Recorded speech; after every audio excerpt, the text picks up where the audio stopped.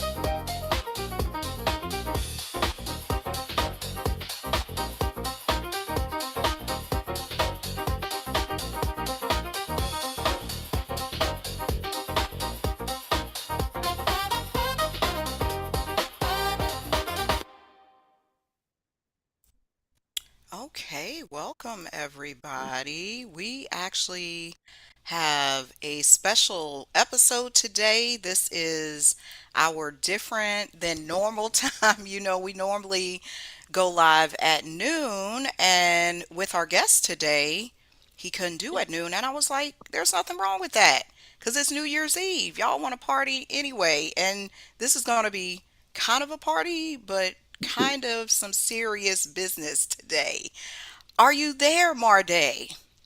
I am. Let's get on this Okay, we camera. can't see you. All right, here we go. Okay, there Can, you can you go. Awesome.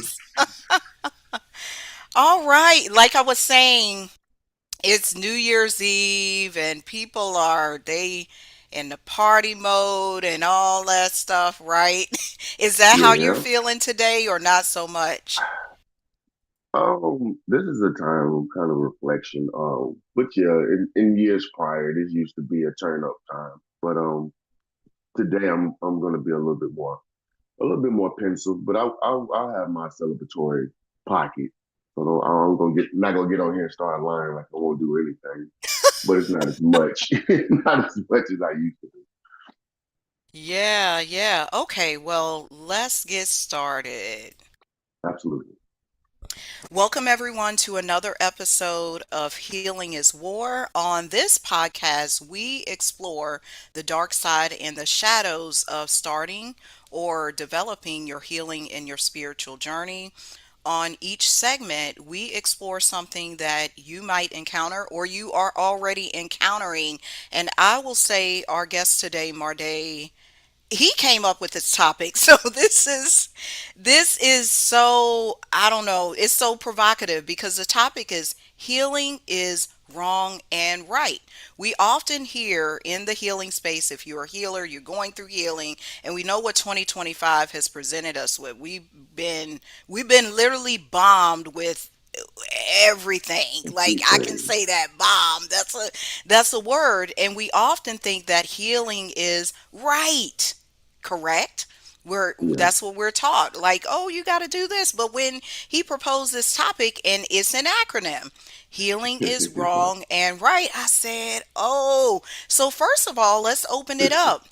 What do you even mean by that, Marday? um, Thank you for that question. I'm gonna talk a little bit slow here so I can make sure I'm making sense. Wrong and right. There is, for those that know a little bit about Egyptology, there is, there's a deity called Ma'at, and I'm not gonna get too deep into that. But there's a balance. Ma'at deals with the balance. And weigh your heart upon a feather is the way it's supposed to go, and your heart is supposed to be as light as a feather. Um, So when I'm dealing with wrong and right, that's that barometer, that's that scale that we walk on during life, right? To tell which way we're going.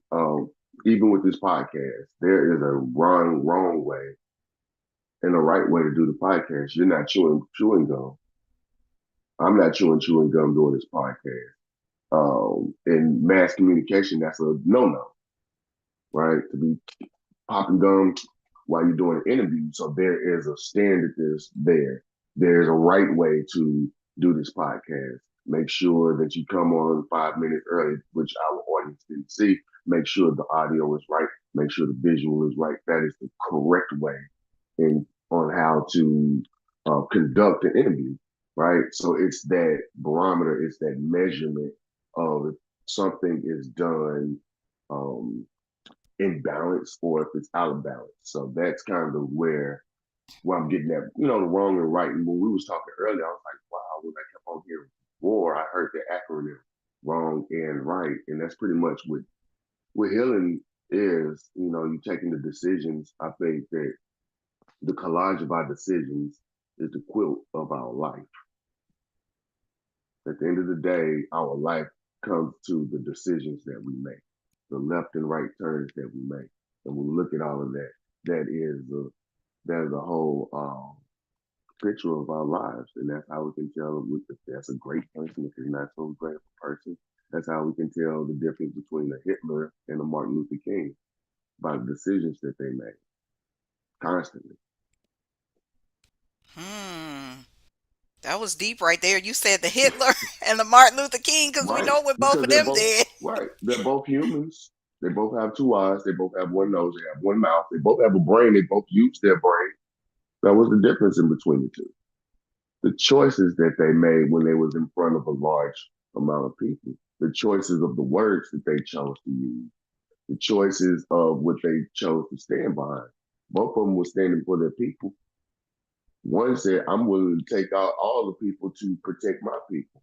The other one saying, I'm willing to take a brick upside my head and not even touch anybody for my people. It's just a choice that you make. And the people that are on the sidelines, us now, we can decide if that was a right or a wrong thing to do. And that's opinionated. Some people think Hitler's a great man. Some people think or thought that Martin Luther King was a terrorist, especially when he was alive. True. It's interesting you mentioned that because we're actually in a similar time as that right now, where Mm-hmm. we have leaders all across the world. Here in the United States, we got President Trump, we got Putin, I mean, you name it. What? because this relates to you too, and you being a man, there are Hmm. decisions that you have to make as a leader of your family, of your business, of your community, of the nation, what have Right. you. How do you make those decisions? Also, how would you say that people need to inform themselves on the decisions or who they are following as a leader? Hmm. Cool. You do know you well, we know each other. You do know my opinions aren't always the most popular. So this I might be know one of that. those That's moments. I that's get why it. you here. I get it. Hit me with the question one more time so to make sure I stay on topic. So essentially, let me rephrase it because I want you to also give this from a male perspective because you talked about decision making and leadership. And we see a lot of this happening today is in terms of where's the world going to go? You talked about Ma'at. It can go this Hmm. way, that way. We had Hitler, we had MLK. When you think about this pivotal time in history we're in right now, Right. what informs your decisions? Got you. I I'm a naturalist, which means I love nature. I look at nature, and let me expound on that because I know that sounds kind of ridiculous just in itself. I look at the sun and the moon that never took a sick day. I look at the trees that has one job and one job alone to grow as close to the source or grow as close to the light as it can. A tree doesn't look at a bird and gets jealous and say, I demand the right to fly as well. The bird doesn't look at the tree and say, I want to be as big as that tree. I should be as big as a red wood, and I'm gonna bend nature to make it happen because that's what I want. I think the human being is the only entity that does that. Um, so with nature, I look and see how balanced it's supposed to be. I see how the water and the sand share space and have a beach for all of us to sit on and to enjoy. Um, I vote for me. I see a lot of my friends and a lot of people in the community. They vote for somebody else. They vote for somebody else to take care of their well-being.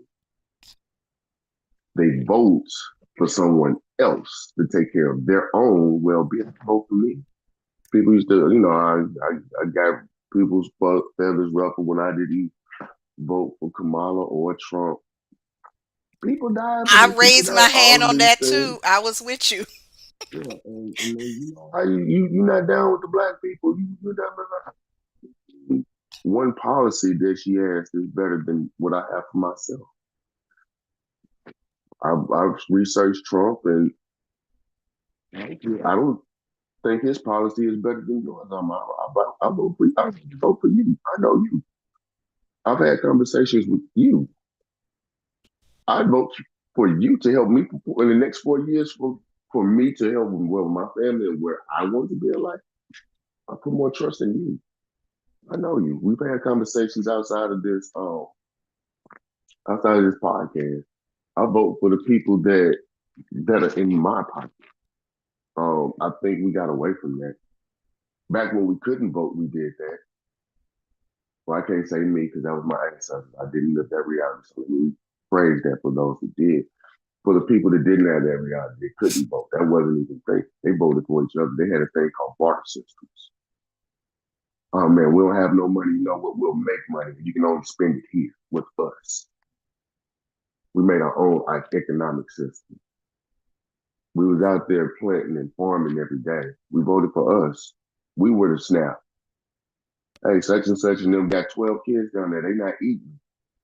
Go take this load of food down there. Them good people. That's how we used to vote when we couldn't vote. Now that we can vote, we just kind of sit back and read policies.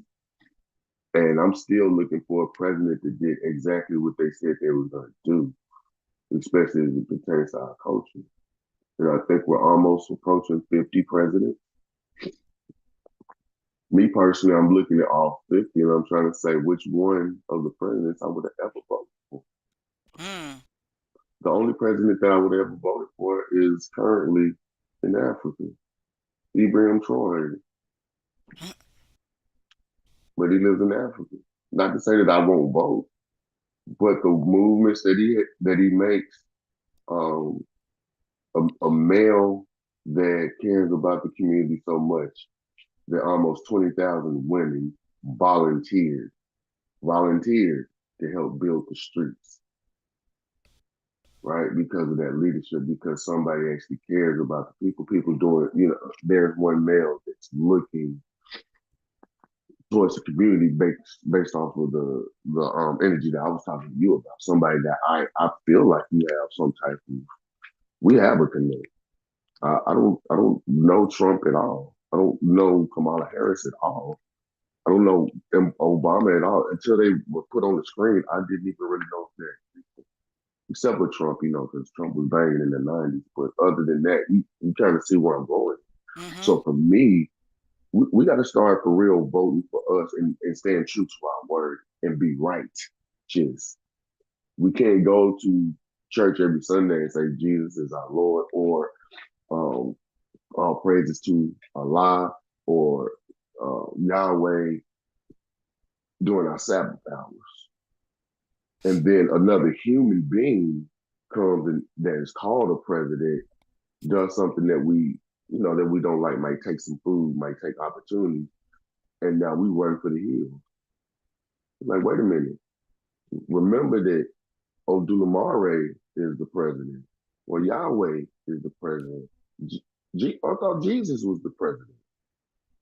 Every first Sunday, you drink to remember that, right? You impart the body because this is my rulership. So in my head, if these entities are my actual president, why do I care what what anybody on the earth is running around who's supposed to be, dictating or whatever? That's not my leader. I can't denounce him as the United States president, but just because you're the United States president don't mean that you're my president.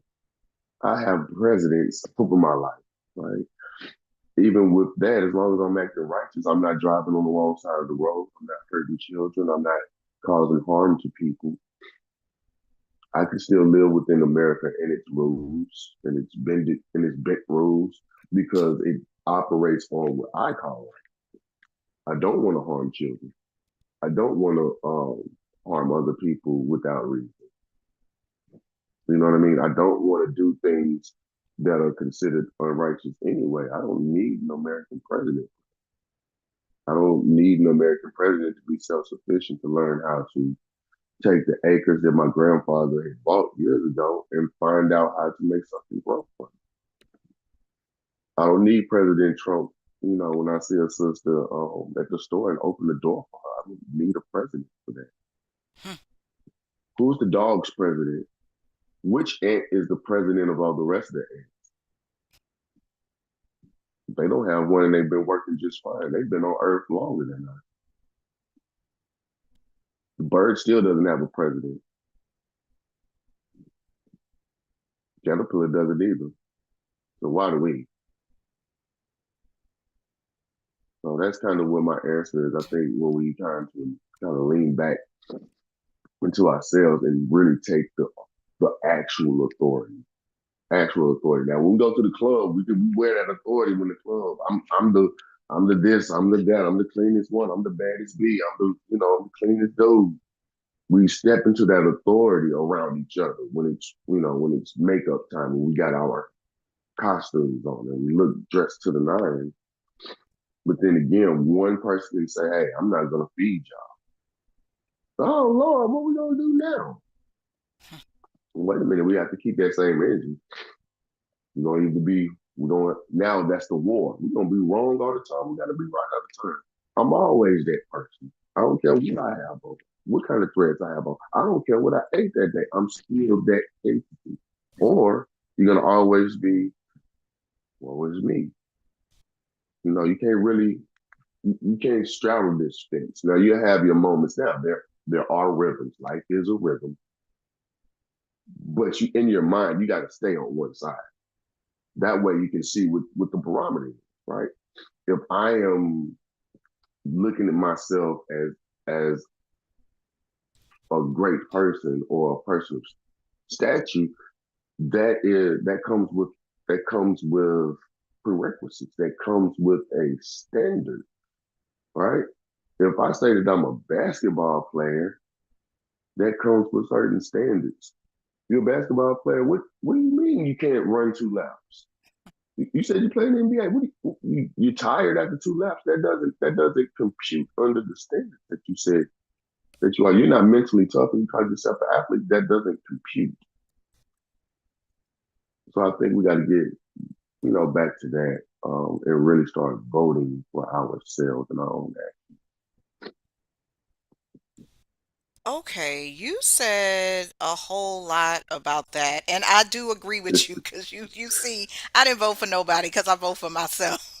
I and, mean, I and no literally shade to did. people who did, and no shade to people who did. Right. Again, that's my personal decision because our ancestors died for the right to be able to vote, not so that I have to figure out and just vote for people I don't, but the right as a human being to make a choice and say I want this person or that person. That's what they died for the right of it, not for us to go ahead and elect the pirate or the Viking. I mean, you can't choose between either one. Hmm. I feel like a lot of what you were saying, Mardae, was based on action. And in my space and in my dealings with people, this is what I see where our actions don't line up with our words or our ideology, or that's why you say out of all the almost 50 presidents, which one has fulfilled their mission? Because we're not in alignment. I feel we're not in my eye. Right. How did you, because people need to know this, how did you get into a place where you were able to say, I vote for me? Because we see everything else happening in the physical. This is falling. You mentioned the snap, the this, Mm-hmm. the plane is falling out the sky, the water is polluted, just everything. Our Mm-hmm. kids ain't getting no good education. I could shrivel up and commit suicide. But how did you say, I'm going to be sovereign enough to vote for me? Um, a lot of trauma mentally. Um, when you look at superhero films and Marvel films that I enjoy, the hero usually goes through an ordeal before they become the hero. They get bit by the spider or get locked into an incinerator or something that the human body just cannot fathom, right? And at that point, they have two choices. They can evolve or die right there on that spot. The poisonous spider can kill them. They can choose, oh man, I got bit by a poisonous spider. They can go unalive themselves or let that situation unalive them.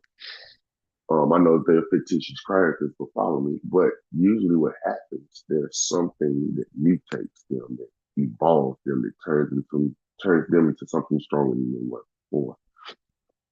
Um, December the 1st was my birthday. Or is my birthday. I'm still here. And I chose to be vulnerable this year. I don't know if you caught the video, but I had a small segment with conversation I had between me and my mother. I was told um, at one point when we had our conversation, she looked out of the window because we was in the car and screamed to God, I did what you wanted, Lord. I did what you wanted. I had him. But you know that I regretted every moment. Every moment of his life, I regretted. I heard that as a 44-year-old male. That's not the first time that I heard things like that. This is coming from my mother. So in my head, when I'm listening to society, the matriarch and the woman is God, the woman is all nurture, things like that. I have to compute that with what I hear constantly, right? And even though that wasn't the thing that I wanted to particularly hear on my birthday, I heard God. I chose. Now here's the answer. I chose to dig a little deeper, and I heard God throughout the screams of the regret. I heard the whisper of even your mom couldn't stop me. I am God. Hmm. Even your family couldn't stop the birthing. What I say goes. That's what I heard. So that was my, if you call it hero moment, because there's been a lot of times where I just didn't know what to do. And I just didn't have the answers. I ain't gonna cap to you. I'm not gonna lie to you. I did what most of us men did. We find some type of outlet to act like it didn't happen. That's what trauma does. Mine was football. Um, yeah, mine was football, but I was able to move and matriculate and see self worth first and foremost. There was always self worth that I had. Because my grandmother would instill it, my grandmother and grandfather would instill that into me continuously. And she was a doctorate of metaphysical studies. And I realized that I was her case study. I was actually her personal case study. So some of the environments that weren't necessarily the most dominant for me, she would kind of overcompensate and give me affirmations and do things to the point where it used to drive me crazy. When I woke up every morning, she would sing a personal song, the affirmation song. It was so positive. I was like, oh my God, could you stop singing that song every morning? Like, why are you doing it? Hmm. As a male today, I realize that I sing it to myself now when I get into those darker pockets. Um, because it makes a liar out of my doubt when I say nobody cares. Because when I sing the song, I say, hey, that you can't find this on Spotify. You can't find this song on YouTube. Somebody took the time to write a whole verse about me Hmm. and my existence and how nature bends to my will when I'm making like this. Like, yo, now that I'm older, I get it. So with her metaphysical teachings, she would always have a big Carson book, self hypnosis books. I'm 9 years old, sleeping on her books while she's reading them, and I started doing them. I started, taking nuggets of self hypnosis, affirmations, and things like that. To the point where I came up with my own system about in college that was called MSRED, MSRED, and now I've made a training packet. But this is what it is. You ask, how do I get through? There's 5 investments that I give myself daily, and the acronym again is MSRED, MSRED, and I walk with her daily, and that's mental stimulation, spiritual stimulation, rest and relaxation, exercise, and diet. Those are 5 things that I can vote for me. Those are 5 things that I can control. Whether somebody cuts me off and make me late for work, that doesn't dictate a good or bad day. If I haven't done anything for my mind, my spirit, if I didn't rest that day, if I didn't exercise and move my body, or if I didn't eat, that dictates a not so good day. Not going to say bad day, but it is what it is. And I would get on the calendar and I would mark a point for each one. So it'd be a total of 5 points. If I did everything, if I was on point with everything, I'd get a 5. If I didn't do anything, I'd get a 0. And I would be honest and transparent with myself. Because if I'm gonna start lying with the numbers, not lie to myself, I'm gonna do that to you. I'm gonna do that to everybody. But it allowed me to come to the accountability mirror and really see where I am with my life. It took some weeks of me getting 2s and 3s Hmm. to figure out where I'm where I'm lacking because a lot of times I have my as an athlete, my exercise and diet was cool. I'm gonna eat some and I'm gonna go lift some weights. I'm gonna go claim them weights. I'm gonna do that. Make sure my physical is okay, right? But I didn't necessarily do anything mentally. I didn't read anything. For me, mental stimulation is read something until you learn something you didn't know yesterday. Not just read it. Read until you learn something new, until you got a new way. My spiritual stimulation is something that I would do that has nothing to do to benefit me. Just randomly giving somebody that dollar, giving a heartfelt compliment, and not wanting anything in return. Usually, I would do something nice for somebody and just turn and walk away before they even got a chance to even reciprocate. Hey, that's a beautiful dress that you got. Have a great day. Gone. Mm, Hey, brother. Hey, here's $1 for simply existing. Because you breathing. What you mean, man? Did you see George Floyd? That's not you today, brother. You alive here. Rest and relaxation. Something where I'm not moving my body or moving my mouth. Sit. Just sit and just be. Exercise. What is a way that I can show proof to God that I am proud that I got 2 arms today? I'm proud that I got 2 legs today. My back isn't hurting like that one time I hurt it. That football season. This mm, broken finger is now mended. I can bend it today. So why would I sit on the couch doing the same thing as if it was still broken and not moving? Why am I doing the same thing as somebody that just got their leg amputated before this podcast? At the end of this podcast, there's somebody that started this podcast with 2 legs. By the time this 40 or 45 minutes is over, they will not. They have 1 leg and they got to work. They got to do that for the rest of their life. I'm 44 years old. That has missed me for 44 years. I've been MMA, which is mixed martial arts, that cage fighting, locked 2 men in the cage and let them beat the hell out of each other. That was me. I was about that life. Still am in the right moment. Football. That's not a contact sport. That is a collision sport that is equivalent to car crashes. The only thing that is not the same as these two pinky fingers that have been broken. That's it.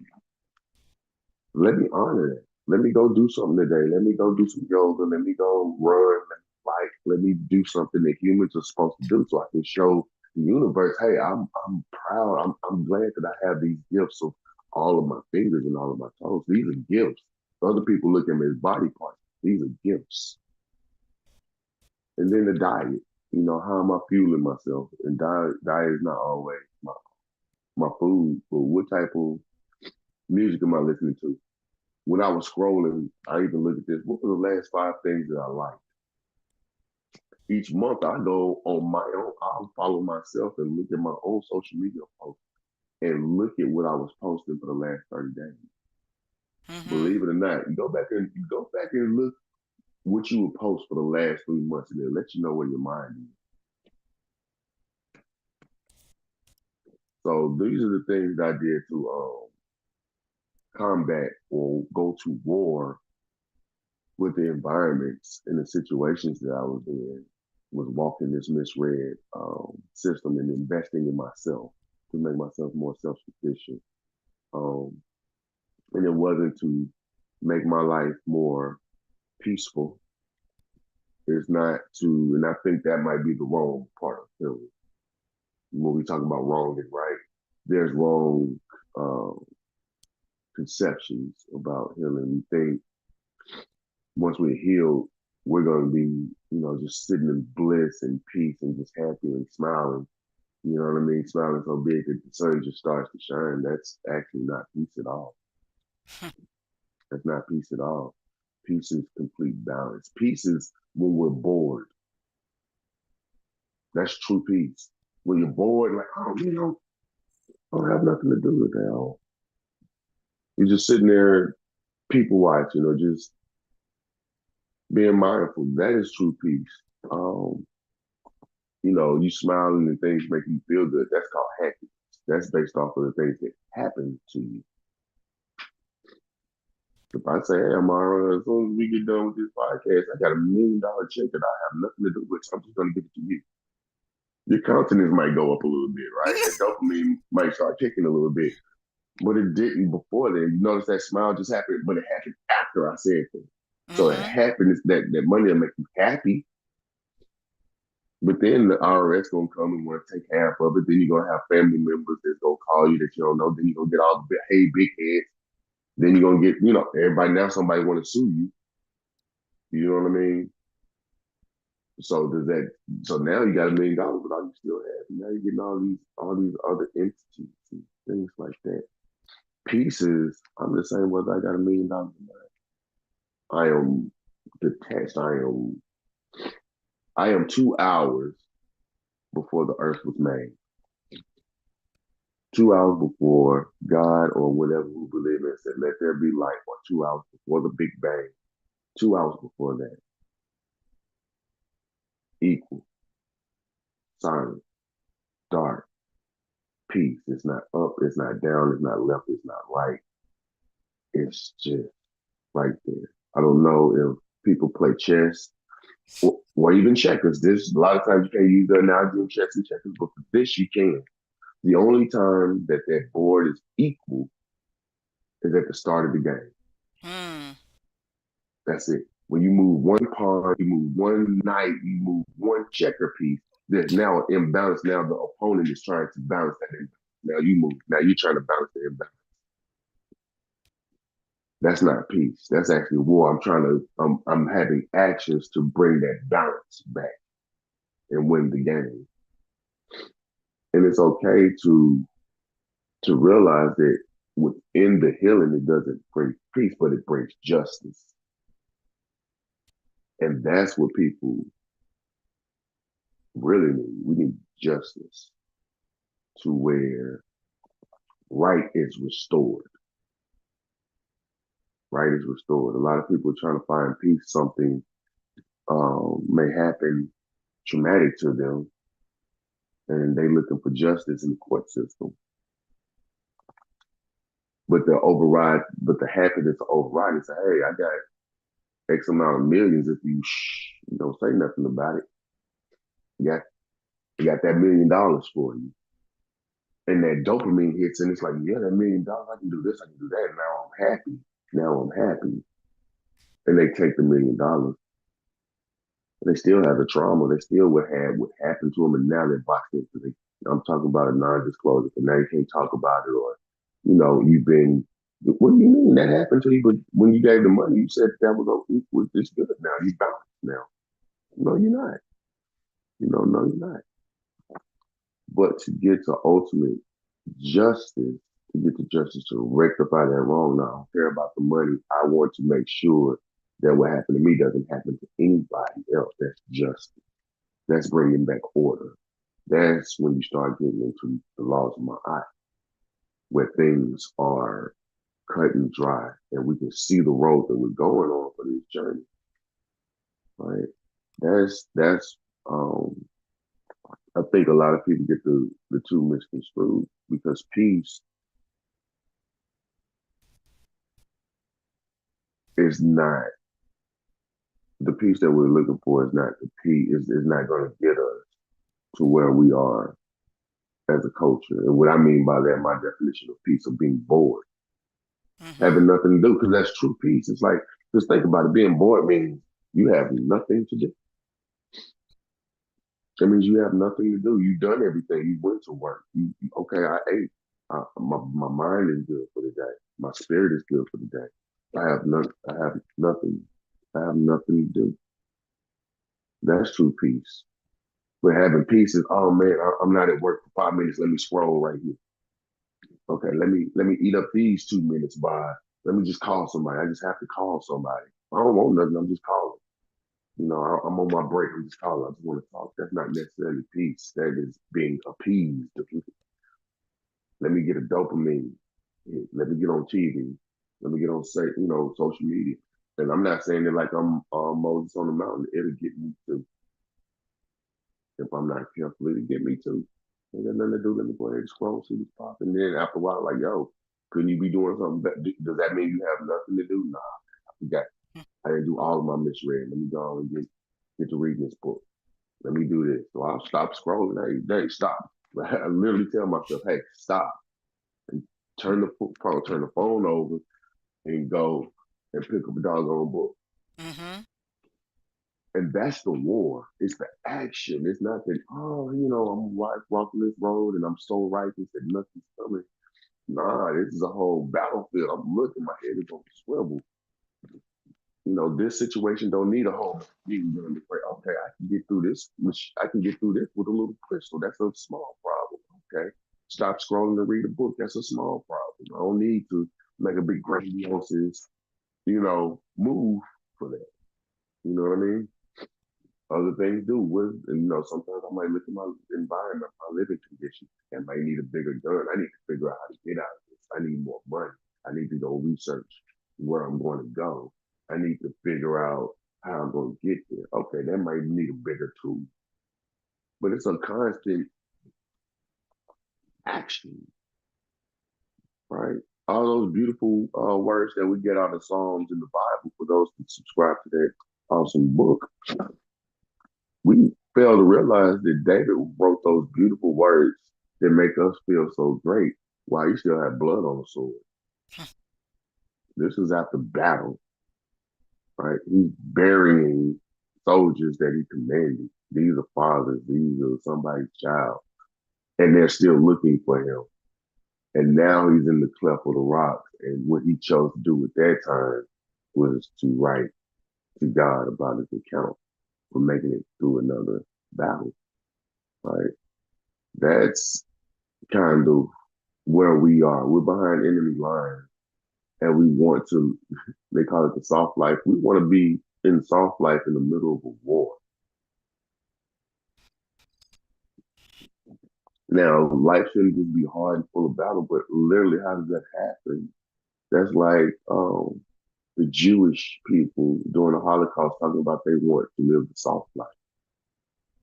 You're not in a position right now for that to even be an option. You better fight. You got to fight to get your. Do you see what these people are doing to you? Mm-hmm. Are you thinking about the beach? You want to go kick it at the beach? You want to go do a line dance all the time? Not saying nothing wrong with those things, but that's what we're going to constantly do and live the soft life in an environment where you call on the name of Jesus as a lady and you shot in the face. All right, you're a big man in your community, and everybody watches you get choked in the middle of the street with their phones out. It doesn't make me want to go and necessarily kick it at the Essence Festival. It doesn't make me want to learn the new line dance. It doesn't. Um, and no shade to those that do, but from my eyes, I realize that we're not in soft life era right now, and a lot of our ladies. And again, I'm not a female, so I can speak on y'all's behalf, but I see now it's a soft life era. Now women are looking for men to usher them into a soft life era. And a lot of times I have to decline. I'm not that guy. I'm not that guy. I studied that Turner. I studied Marcus Garvey. Mental therapist. I don't remember when Martin Luther King had his soft life era. He was getting hit upside the head for bricks for us, for you, for people that's listening. Got hit with a brick and kept it moving. I'm ready to spin the block. I'm going to do something. You don't hit me upside the head. I'm going to do something different. But somebody thought enough to go through that. So I could even be here. We can, have the things that we have. So no, I'm not in my soft life era right now. I'm in my attaining of justice. And when things are restored, whatever that means, and that don't mean I'm going to crusade and make America right. I think it's this is a whole different situation, but balanced and justified within my bloodline. Um, Killing certain generational curses, right? Making sure my children never hear what I heard of my birth. That's Mm-hmm. my That's my battle. All the things that hurt me and the trauma that I said that I went through. Okay, how do I make this miss my daughter? How do I make this miss my son? And help anyone else along the way. That's that's how I get to my soft life era. Not to say that there's not one. I'm not saying that there's not one. My soft life era in my mind is in New Zealand. I have family there. I have a situation there. Last time I was there, that was the first time I felt relaxed as a black man. Like, the people in New Zealand didn't look at me and clutch their purses. It was an experience that I've never had before. And it's like, okay, that's where I want to get to. That I can get some form of peace and be bored. I want to be bored over there. In America, it's impossible for me to get bored. To be bored, there's always a soapbox to stand on. There's always work to be done. There's so much that needs to be done here. I don't have time to be bored. Even when we get done with this podcast, I got to throw my uniform on and go to work that I love. And I'm not saying that like, oh man, I got to go to work. I actually love my job. But Mm-hmm. that's something I got to do because I tend to children. I help build children up. I help build their confidence up, and I like it, right. And then after that, I'm gonna host a bonfire that's gonna deal with breathing work. I'm gonna spin it over to the adults, and we're gonna spend our new year learning breath work outside and learning what we're gonna do for the next year. So that's why I say I'm not saying that I'm not gonna do anything for the new year, but I am voting for me what I do. I'm not gonna vote for what everybody says to do. To go get drunk, go pop some champagne at 12 o'clock, wear my little hat, sprinkle my confetti, make my fitness resolutions and things like that, which is okay, but that doesn't fit me getting to my justice and getting to my balance and knocking out these generational curses so I can go fly to New Zealand and go get my peace Mm-hmm. and go be bored. Right? A lot of times we want to get peace in the middle of the battle where all the shenanigans are happening, and then later we look for justice. That doesn't compute. Again, for some reason I'm talking about MLK a lot today. He didn't want. He wanted justice. He said, "Look, I'm going to show the world what's happening with these fire hoses and dogs. This is what you're doing to other human beings. Is this right for you? Is this a right thing to do? Is this a just thing to do for human beings to do to another human being? That's not just. Let's balance this." Martin Luther King was like, "No, let's not do nothing. Let's go kick it and act like nothing happened." That's our form of peace, right? A mate might make us upset, or we might break up. And I'm just saying things that I've experienced and things that I've seen in my community. There's a breakup, something bad happens, and we go shoot straight to the club and get drunk as possible and hang out and show our friends that we not phased by it at all. We out there, we smoking, we drinking. So if that person don't want me, it don't matter. There's 10 other people that want me. Where in your head, you sitting there wanting to cry so bad in the middle of that club. So you know what? I got one final question because I know you got to go, but Yeah, this is an important question and you have to answer it because you let's go. you talked about soft life and especially let's just call it what it is. It's the black female and the black male. That's what we're Mm-hmm. talking about here. How do we find balance? Because we got so many issues out here where I'm just speaking collectively as a black woman we're saying, and I'm not saying personally, but collectively, Yeah. we're saying we want peace, we want balance, we want the men to give us the soft life. Then you got the black male collectively saying, this ain't no peace. We got war. We got to do this. We got to get to this. We got to. So now Mm-hmm. there's a disconnect, and we see it play out on these podcasts, on Mm-hmm. Pop the Balloon, on Yeah. everywhere, on social Yeah. media.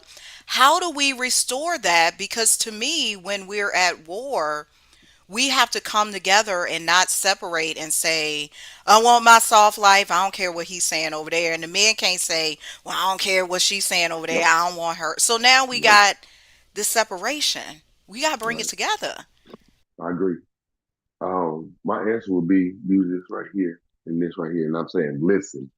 That's one point right here too. Listen to each other. Even if we don't agree, listen. That's to me. To me, let me bring it back. It's not the gospel. This is my interpretation of the situation. We don't listen because there are some women that's on that. There ain't no time for soft life. It is a war, and there's some men that's saying, "Man, that's that war. Let's party. I want my soft life too." So it's not just a male and female issue, though it's portrayed by the male and female, mostly of our culture. So number one, to listen, and have empathy. Amara, I have no idea what you go through as a black woman, the looks that you get, that you may get, the objectification that you may be gone through. It's just other things. I don't know what it's like for you to go through what y'all go through once a month. I have no idea. I have no idea what it feels like in the struggle of laying on the delivery bed. So I listen. So when you tell me the experience, I listen. Not this period hurt. Well, I'm not feeling this way. As women we deal with periods and what we'll do. Well, do you know what it is to be a black man? And vice versa. Is men coming, man, it's rough. I had a rough day, man. I got stopped for no reason. The female, instead of answering that, I'm on my period. Do you know? Try having a period. Try bleeding for a week. You know what I'm saying? I'm like, okay, those might be facts, but nobody's heard. Now what happens is what I call the gender ping pong.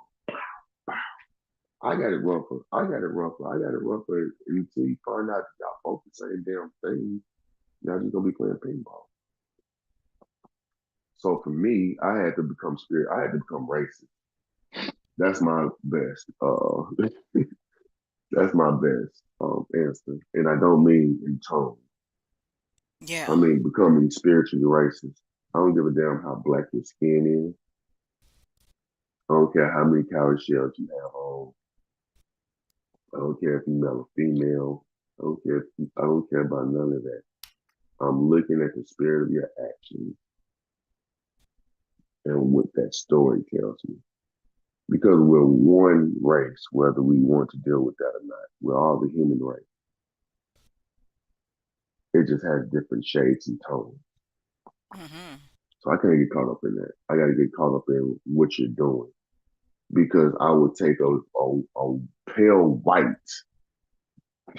as white as some paper, John Brown,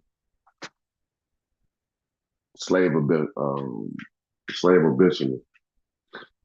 I would take him over and I would take an Uncle Ruckus. And if you've seen Boondocks, the cartoon, you know exactly what I'm talking about. And I don't care about the skin color. I've had one cop that's called Spider to save my life, and I will always show him honor. He literally saved my life as a police officer. Now, as a whole entity of the policeman, do I like the policeman? Not so much. I don't like what they stand for.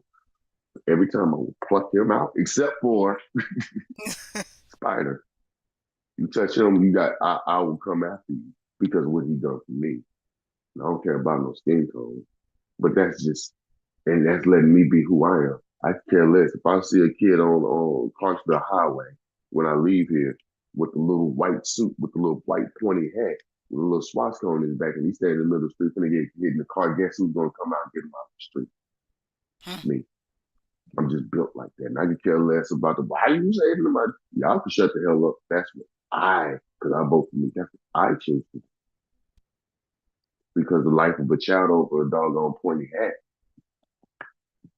that's not balanced for me. Now, when they march all 50 of them, all them grown men marching all 50 of them and they in the middle of the street, that's a little bit different. They're not innocent children. They're grown men that know what they're doing spiritually with their actions. That little child has a parent that made them put that suit on, that made them put, that's not necessarily their choice. So I bang, so I judged him with a different gavel than a grown seasoned man to know what he did. He dressed himself in that all black and put the mask over his face so we can't see who he is. Who chooses to march in the community and cause a disruption. That's different. That's different. What we have to do is become, I'll say, spiritually aware instead of spiritually racist. I like to throw words out to make people listen. So yeah, spiritually racist, spiritually aware, and stand on business. Like that's what we say. That stand on that. Even if it's your homegirl, even Mm, if it's your homeboy out there creeping and doing stuff that he shouldn't be doing, and he married, pull his coat, say something. You see this female and she your friend, and she's taking this dude's credit card, and he think that he in love, and she's sitting there running all the drinks up for you, and none of y'all say nothing. Say something. You gonna lose friends. You gonna lose. You gonna no. Let me say this. You're gonna lose people, and your friends will remain. I've done it all this year. I've been pulling coattails. I've been doing things, and my friend circle is different this year due to that one thing. mm-hmm. And I feel balanced in that. I feel balanced in that. I've had to come to my friends that I won't go into details, but have certain skills like learning how to build, construction, and things like that.